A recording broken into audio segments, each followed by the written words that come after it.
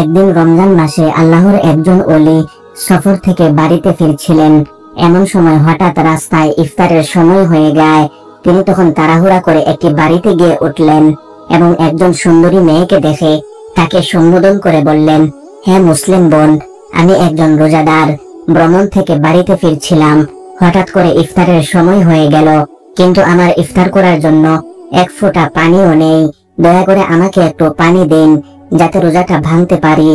এটা শুনে মেয়েটি বলল, আপনি ঘরের ভিতরে আসুন, আমি ব্যবস্থা করে দিচ্ছি। অতঃপর মেয়েটি বিভিন্ন আইটেমের খাবার এনে পেশ করলো।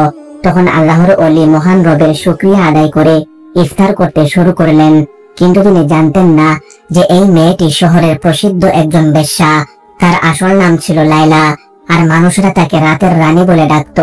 অতঃপর পরের দিন যখন আল্লাহর ওলি ঘুমাচ্ছিলেন, তখন তিনি স্বপ্নে দেখলেন সাদা পোশাক পরিহিত একজন ব্যক্তি এসে বলছেন, হে আল্লাহর বান্দা, তুমি একজন খাঁটি মুমিন হয়ে কিভাবে একজন বেশ্যার বাড়িতে গিয়ে ইফতার করলে? এটা শুনে আল্লাহর ওলি স্তব্ধ হয়ে গেলেন এবং বললেন, আমি তো জানতাম না সেই মেয়েটি খারাপ চরিত্রের মানুষ। যদি জানতাম তাহলে কখনো তার বাড়িতে যেতাম না। তখন লোকটি বললেন, যেহেতু মেয়েটি তোমাকে খাবার দিয়ে ইহসান করেছে, তাই তুমিও তার উপর ইহসান করো। যেভাবেই হোক তাকে খারাপ রাস্তা থেকে ভালো রাস্তার দিকে নিয়ে আসো। এটা শুনে আল্লাহর ওলি বললেন, এটা কি চাইলেই সম্ভব হবে? সে একজন প্রসিদ্ধ দেহ ব্যবসায়ী। শহরের ধনী মানুষেরা তার সাথে রাত কাটানোর জন্য যায়। সে কি তার পাপের রাজ্য ছেড়ে ফিরে আসতে চাইবে? তখন লোকটি খানিকটা রাগ দেখিয়ে বলল, সে পাপের রাজ্যে আছে বলে ভালো হতে চাইবে না। এটা তুমি কিভাবে জানলে? তার সামনে কি কখনো ভালো হওয়ার সুযোগ তুলে ধরেছিলে? এটা শুনে আল্লাহর ওলি চুপ হয়ে গেলেন। অতঃপর পরের দিন তিনি আবারও সেই লাইলার কাছে গেলেন। লাইলা তখন আল্লাহর ওলির চেহারা দেখে চিনতে ভুল করেনি। সে তাকে দেখে কিছুটা অপ্রস্তুত হয়ে গেল। এই অবস্থা দেখে আল্লাহর ওলি বললেন, আমি তোমার কাছে সময় কাটাতে আসিনি, বরং তোমাকে একটি সত্য জানাতে এসেছি। এটা শুনে লাইলা প্রথমে অবাক হলেও তার কথায় কৌতূহলী হয়ে গেল। আল্লাহর ওলি তখন আবারও বললেন, আমি একজন সাধারণ মানুষ, এখনো আলোর দিশা খুঁজে বেড়াচ্ছি। আর তুমি এমন একজন মানুষ যে অন্ধকারে থেকেও আলোর দিকে ডাক পাচ্ছ। লাইলা তার রহস্যময় কথা শুনে হেসে ফেলল, কিন্তু তার হাসির পেছনে এক অজানা শিহরণ বয়ে গেল। এই ব্যক্তি যেন তার মনের গোপন গভীরে লুকিয়ে থাকা প্রশ্নগুলো শুনতে পাচ্ছিল। অতঃপর তিনি এক টুকরো কাগজ লাইলার হাতে দিয়ে চলে গেলেন। সেই কাগজে লেখা ছিল, তুমি সৃষ্টি হয়েছে শুধু মানুষের বিনোদন দেওয়ার জন্য নয়, তোমার জন্মের উদ্দেশ্য আরো গভীর। তুমি কি সত্যকে জানতে চাও? এটা পরে লাইলা চিন্তায় পড়ে গেল। গভীর রাতেও লাইলা ঘুমাতে পারল না। তার হৃদয়ের মধ্যে যেন এক ঝড় বয়ে যাচ্ছিল। সে ভাবছিল, এই ব্যক্তি আসলে কে? কেন সে আমার কাছে এসেছে? অতঃপর পরের দিন লাইলা সেই লোকের সন্ধানে বের হয়ে যায়, কিন্তু বহু খোঁজাখুঁজির পরেও তার কোনো সন্ধান পেল না। অবশেষে লাইলা শহরের হাকিমের কাছে উপস্থিত হলো এবং সেই পথিক সম্পর্কে তথ্য জানতে চাইল। হাকিম প্রথমে অবাক হলেও পরে ফিসফিস করে বলল, লাইলা, এই লোক কোনো সাধারণ মানুষ নয়। তুমি কি জানো সেই ব্যক্তিকে? উত্তরে লাইলা বলল, না, আমি শুধু জানি সে আমাকে প্রশ্নের জালে ফেলে গেছে। তখন হাকিম বলল, আসলে লোকটি একজন সাধক, তার নাম জায়েদ। বহু বছর আগে সে ছিল একজন ধনী ব্যবসায়ী, কিন্তু একদিন সবকিছু ছেড়ে দিয়ে সত্যের সন্ধানে সে বেরিয়ে পড়ে। সে কেবল তাদের কাছে যায় যাদের জন্য আল্লাহর কোনো পরিকল্পনা থাকে। এটা শুনে লাইলার হৃদয় কেঁপে উঠল। সে বিশ্বাস করতে পারছিল না যে তার মতো একজন বেশ্যা নারীর জন্য আল্লাহর একজন ওলি এসেছিল। অতঃপর লাইলা হাকিমের কাছ থেকে আল্লাহর ওলির সন্ধান নিয়ে রওনা হয়ে গেল। এদিকে আল্লাহর ওলি একটি মসজিদে বসা ছিলেন। তিনি লাইলাকে আসতে দেখে সীমাহীন খুশি হলেন এবং কোমল কণ্ঠে বললেন, তুমি এসেছো তাহলে? আমার বিশ্বাস ছিল তুমি আসবে। তখন লাইলা শুকনো গলায় বলল, আপনি আমাকে এই প্রশ্নগুলোর সামনে দাঁড় করিয়ে দিলেন কেন? এটা শুনে আল্লাহর ওলি হেসে বললেন, কারণ তুমি জানো, তুমি শুধু এক রাতের সৌন্দর্য হওয়ার জন্য জন্মাওনি, বরং আল্লাহ তাআলা তোমাকে সৃষ্টি করেছেন ঘরের রানী হিসাবে। এই কথাগুলো যেন লাইলার হৃদয় কাঁপিয়ে দিল। তখন আল্লাহর ওলি আবারও বললেন, আচ্ছা লাইলা, তুমি এই ঘৃণ্য কাজে কিভাবে জড়িয়ে গেলে? একবারও কি নিজের আত্মসম্মানের কথা চিন্তা করলে না? এটা শুনে লাইলার ভিতরটা কান্নায় ফেটে যাচ্ছিল। সে কেঁদে কেঁদে বলল, কোনো মেয়ে স্বেচ্ছায় নিজের সম্মান বিলিয়ে দেয় না, পরিস্থিতি তাকে বাধ্য করে এই কাজে নিয়ে আসে। আমি ছোটবেলায় দুর্ভাগ্যবশত আমার মা বাবাকে হারিয়ে ফেলি। তারপর একজন ব্যবসায়ী আমাকে দত্তক নেয়। কিন্তু কিছুদিন পর সে আমার সাথে বিশ্বাসঘাতকতা করে এবং একটি পতিতালয়ে চড়া দামে বিক্রি করে দেয়। তারপর থেকে আমি একজন পতিতা। লাইলার কথা শেষ না হতে হঠাৎ তাদের কাছে ছুটে এলো দুইজন অস্ত্রধারী লোক। তারা এসেই বলল, লাইলা তার পুরনো জীবনেই থাকবে, এই রাতের রানী কখনো আলোর পথ ধরতে পারে না। এটা বলে একজন অস্ত্র নিয়ে আল্লাহর ওলির কাছে এগিয়ে গেল। এই দৃশ্য দেখে লাইলার হৃদয় দপদপ করতে লাগলো। সে কি করবে কিছুই বুঝতে পারছিল না। একটা সময় লাইলা কাঁপা কণ্ঠে বলল, এই ব্যক্তিকে কোনো আঘাত করবে না, তার কোনো অপরাধ নেই। তোমরা বলো, এখন তোমরা কি চাও? তখন একজন অস্ত্রধারী বলল, তোমার ফিরে আসা দরকার। তুমি আমাদের পতিতালয়ের জন্য একজন রত্ন, আমাদের শক্তির উৎস। তুমি যদি চলে যাও আমাদের অস্তিত্ব বিপন্ন হবে। এই কথা শুনে লাইলা খুবই কষ্ট পেল। নিজেকে একটা পরাধীন ব্যবসার পণ্য হিসেবে মনে হচ্ছিল। তখন আল্লাহর ওলি নরম কণ্ঠে বললেন, লাইলা, মানুষের সত্যিকারের মূল্য তার অন্তরে লুকানো থাকে। তুমি যদি মুক্তি চাও তবে এখনই সিদ্ধান্ত নিতে হবে। তখন লাইলা গভীরভাবে শ্বাস নিল এবং শান্ত গলায় বলল, আমি আর সেই জীবনে ফিরতে চাই না। এই কথা শুনতেই একজন লাইলার দিকে ঝাঁপিয়ে পড়ল, কিন্তু তার আগে আল্লাহর ওলি সামনে এসে দাঁড়িয়ে গেলেন। তখন অস্ত্রধারী একটা সজোরে ধাক্কা দিয়ে আল্লাহর ওলিকে মাটিতে ফেলে দেয়। এটা দেখে লাইলা চিৎকার করে উঠল এবং সাহস নিয়ে একটা পাথর দিয়ে আঘাত করলো লোকটির মাথায়। অতঃপর চোখের পলকে সে আল্লাহর ওলিকে নিয়ে দৌড় দিল।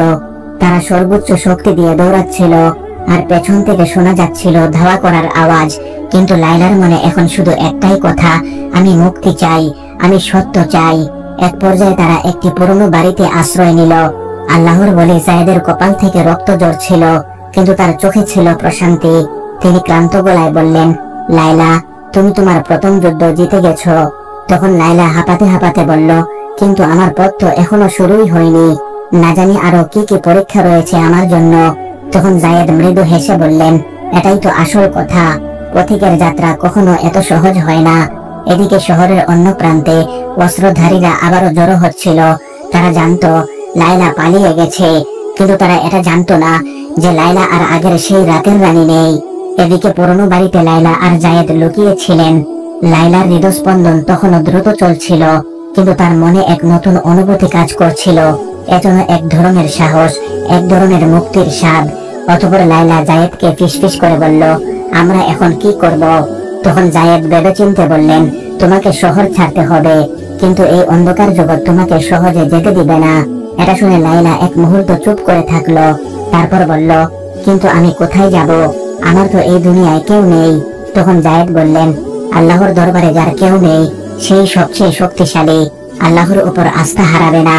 তিনি ওয়াদা দিয়েছেন, কেউ যদি আল্লাহর রাস্তায় যাওয়ার জন্য চেষ্টা করে তাহলে তিনি অসংখ্য রাস্তা খুলে দিয়ে সাহায্য করবেন।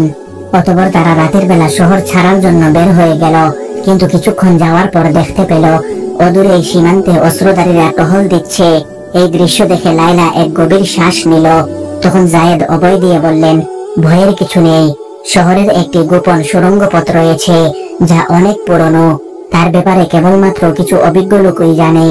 আমরা সেই পথ দিয়েই পালাবো, তুমি অযথা ভয় পাবে না। তখন লাইলা মুচকি হেসে বলল, কিসের ভয়? আপনি যেহেতু সাথে আছেন তাই ভয় পাওয়ার কিছুই নেই। তবে যেভাবেই হোক আমি মুক্তি চাই। অতঃপর তারা সুড়ঙ্গ পথ দিয়ে চলতে লাগলেন। কিছুক্ষণ যাওয়ার পর হঠাৎ পেছন থেকে পায়ের শব্দ শোনা গেল। অস্ত্রধারীদের কেউ হয়তো পিছু নিয়েছে। জায়েদ তখন লাইলার দিকে তাকিয়ে বললেন, এবার তোমার উপর নির্ভর করছে লাইলা, তুমি কি সত্যের পথে এগোবে নাকি আবার অন্ধকারে ফিরে যাবে? তখন লাইলা এক মুহূর্তের জন্য চোখ বন্ধ করে বলল, আমি আলো চাই, আমি অন্ধকারে যেতে চাই না। লাইলা কিছুক্ষণ চুপ থেকে আবারও ফিসফিস করে বলল, আমরা কি তাহলে ধরা পড়ব? তখন শান্ত গলায় জায়েদ বললেন, সত্যের পথ কখনোই সহজ হয় না, কিন্তু যারা আল্লাহর উপর ভরসা রাখে তারা কখনো হেরে যায় না। এভাবে চলতে চলতে সুড়ঙ্গ পথের ওই পাশে গিয়ে দেখলো সামনেই রয়েছে একটি লোহার দরজা, যা কেবলমাত্র বাহির থেকে খোলা যায়। এটা দেখে লাইলা নিরাশ হয়ে বলল, এখন কি হবে? পেছন থেকে অস্ত্রধারীদের ধাওয়ার শব্দ আসছে। তখন আল্লাহর ওলি জায়েদ দোয়া পড়ে ধীরে ধীরে দরজার একটি অংশে বিসমিল্লাহ বলে ধাক্কা দিলেন। সঙ্গে সঙ্গে দরজাটি দপাস করে মাটিতে পড়ে গেল। তখন তারা আলহামদুলিল্লাহ বলে বের হয়ে আসলেন। তখন লায়লার হৃদয়ে কোরআনের একটি আয়াতের কথা মনে হচ্ছিল, যেখানে বলা হয়েছে, যারা আমার পথে সংগ্রাম করে আমি অবশ্যই তাদের জন্য আমার পথ খুলে দেব। অতঃপর তারা ক্লান্ত শরীরে মরুভূমির পথে দৌড়াতে লাগলেন। আর একটু সামনে গেলে হয়তো তারা তাদের নাগালের বাইরে চলে যাবে। এমন সময় লায়লা পিছন থেকে একটা আওয়াজ শুনতে পেল। পিছনে তাকিয়ে দেখতে পেল অস্ত্রধারীদের একটা তীর জায়েদের দিকে ছুটে আসছে। লায়লা তখন নিজের শরীরটা জায়েদের সামনে নিয়ে তীরটি নিজের শরীরে নিয়ে নিল। ফলে লায়লা ধপ করে মাটিতে লুটিয়ে পড়ল।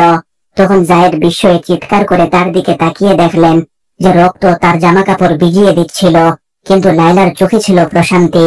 সে বলছিল, আমি এখন মুক্ত, আমি অন্ধকার থেকে বেরিয়ে এসেছি।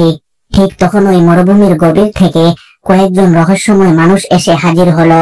তাদের একজন জায়েদের কাঁধে হাত রেখে বলল, তোমরা সত্যের পথের যাত্রী, তাই আল্লাহ তাআলা আমাদেরকে পাঠিয়েছেন তোমাদের সাহায্য করার জন্য। অতঃপর তারা লায়লাকে একটি উটের পিঠে বসিয়ে দিল। তখন জায়েদ বিস্ময়ে তাকিয়ে বললেন, তোমরা কে? উত্তরে একজন বলল, আমরা সেই পথিক যারা আলোর দিশা খুঁজে বেড়ায়, এবং আজ থেকে লায়লাও আমাদের একজন। এদিকে অস্ত্রধারীরা দূর থেকে সেই অদ্ভুত পথিকদেরকে দেখে তারা দাঁড়িয়ে গেল। তারা আর এগিয়ে যেতে সাহস করল না। অতঃপর 3 দিন 3 রাত ধরে চলার পর তারা একটি ছোট্ট গ্রামে গিয়ে উপস্থিত হলেন। লায়লা তখন ফিসফিস করে বলল, আমরা কোথায় এসেছি? উত্তরে পথিকদের একজন বললেন, এটা হলো আশ্রয়স্থল, সত্য সন্ধানকারীদের জন্য একটা গোপন স্থান। অতঃপর লায়লা যখন গ্রামের ভেতরে প্রবেশ করল, তখন একজন বৃদ্ধা সামনে এসে বললেন, তুমি তো সেই মেয়ে যে অন্ধকার থেকে বেরিয়ে আসতে চেয়েছিলে। লায়লা তখন মাথা নিচু করে বলল, আমি জানি না আমি কি সত্যি এই জীবনের যোগ্য কিনা। তখন বৃদ্ধা হেসে বললেন, আল্লাহর রহমত সব পাপের চেয়ে বড়, তুমি শুধু শুরু করো। অতঃপর লায়লা সেখানে নতুন ভাবে জীবন শুরু করলো। আল্লাহর ঐশী বাণী মানুষের কাছ থেকে শেখা আরম্ভ করলো। অতঃপর একদিন জায়েদ তার কাছে গিয়ে বললেন, এখন থেকে তুমি শুধু লায়লা নও, তুমি একজন আল্লাহর নতুন দাসী। এটা শুনে লায়লা দীর্ঘ একটা শ্বাস ফেলল, কোনো কিছুই বলল না। তখন জায়েদ তাকে বললেন, লায়লা, তুমি কি এখনো ভাবছো? তখন লায়লা উত্তর দিল, আমি ভাবছি সত্যিকারের মুক্তি আসলে কি। তখন জায়েদ হেসে বললেন, মুক্তি তখনই আসে যখন তুমি তোমার রবকে নিজের থেকে বেশি ভালোবাসতে শিখবে। এটা শুনে লায়লার চোখ ভিজে গেল এবং বলল, তাহলে কি আমি সত্যি নতুন করে শুরু করতে পারবো? উত্তরে জায়েদ বললেন, নিশ্চয়ই, কারণ আল্লাহ তাআলা যার অন্তরকে খুলে দেন তাকে কেউ বন্ধ করতে পারে না। অতঃপর একদিন লায়লা একটি গাছের নিচে বসে কোরআন পড়ছিল। এমন সময় জায়েদ তার কাছে এসে বললেন, লায়লা, আমরা দীর্ঘ সময় একে অপরের পাশে থেকেছি।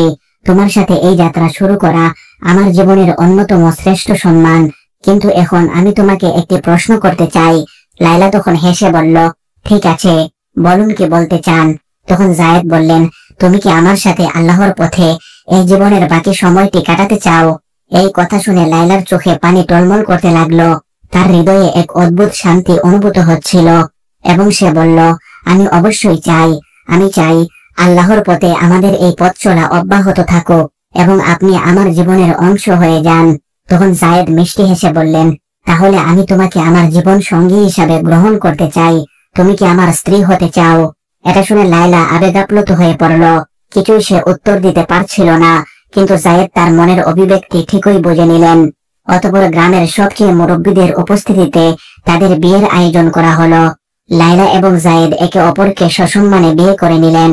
ফলে আল্লাহর নামে শুরু হলো তাদের নতুন জীবন। প্রিয় বন্ধুগণ, ভিডিওটি ভালো লাগলে একটা লাইক দিবেন এবং কমেন্ট বক্সে অবশ্যই আপনার মূল্যবান মতামত জানাবেন।